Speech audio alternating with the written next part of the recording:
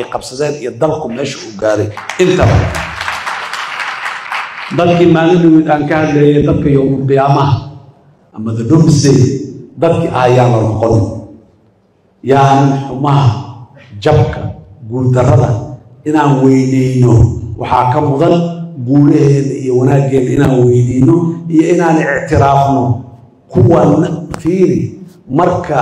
uu qof leeyahay dalkii dib uu shabaab u qabsaday oo been ah hal degmo oo shabaab dalkan laga xoreeyay oo dib uga qabsaday ma jirto laakiin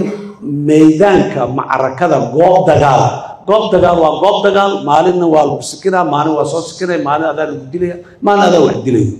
laakiin marka la qiimeeyo dagaalkii aan ka qaadnay magaalada Muqdisho meel u muuqata ee maantana meeshaad aragtay sii maraya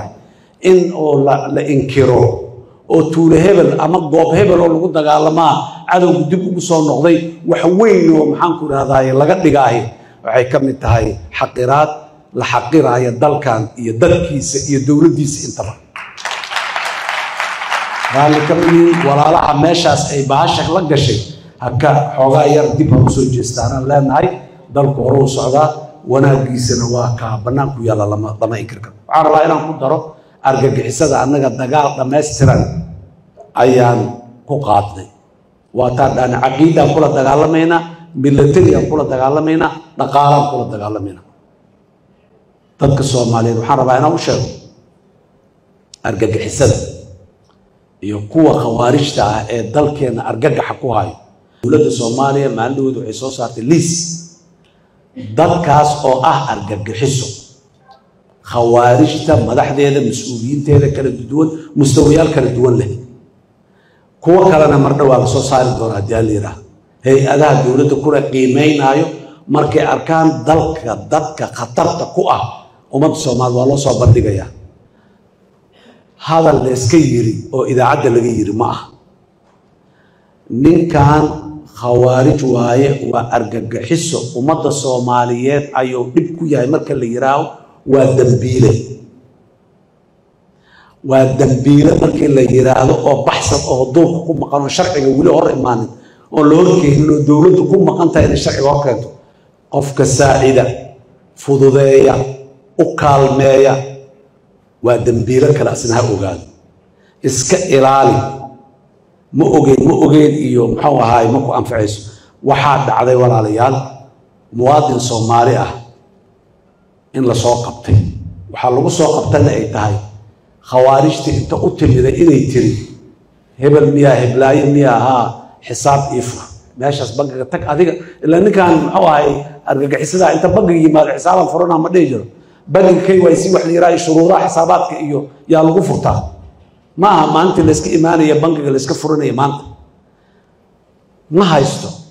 wax uu isku cadeeyo qof uu la soo hadlaa wuxuu leeyahay bangiga tag xisaabta ifra xisaaba loo furaa qofkaas magaciisu ku fura baasaboorkiisu dhiga magaciisu geeyna wajigiisu geeyna fariisu oo deposit gareena u dhiga account-kaasna maamulkiisa waxa iskala oo haysto ninka argagixisada ah lacaga lagu shubaa waa laga sii bixiyaa mid kale lagu shubaa waa laga sii bixiyaa qofkii furay ma leh telephone number-ka lagu furay ma leh EVC-ga lagu dhaqaajiyo ma leh wallet-ka lagu waxeeyo ma leh ma oga waxa ka dhaxdhacay account-kaas maalintii dambe markii bangiga uu shaki galay ama ciidamadii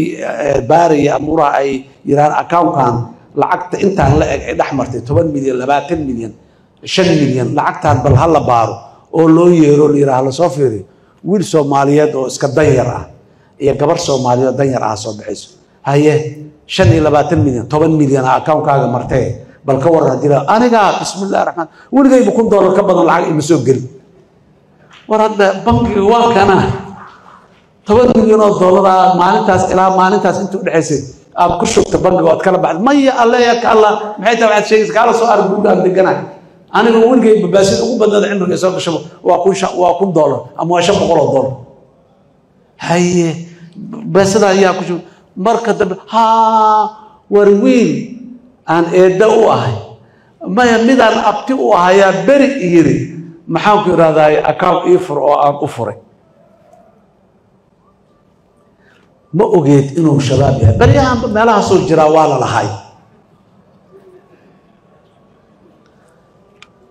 KYC ده واحد يعني know your customer يعني أجو معامل كان وردك الصوماليات ودك أغلب معامل إنسان أجو أرجع حس قرابة مله أجو وكرتكتان هدول مبدأ أسقاطي أديكون مبدأ أسقال كهرتي صومالي النمو إسلام نما في عن محام كل هذا الدبنمو هذا كهرتي إسقون أو أرجع يقرح يومد الدولية الدين تإنكار دين وحق الله يعني كلا الله يحذر وحبسكم بيدين وحبسكم بيدين وحبسكم بيدين كلا الله يحذر حقوق تسومي والله ده أدارا وهاي ولكا مابتيان وهاي ما يدان وهاي ولا شيء هذا شو عبرين تسمع هو صاوعي كم صاوعي كرو موعي كرتي والدبي أقول تلافن كاغا لسويهلا إن تقف أرجع حساب وعضي والبوية سؤال لقاوي دينا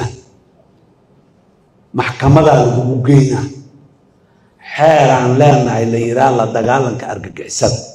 حال كلام لنا اللي يرادو عنقبتي تحديدا ومدك ان شيغاي حدا او ددك argagixisada khawaarijta adduunka jooga dawladdu ay عنقبتين kula soo rogtay lama macaamil karo عنقبتين macneed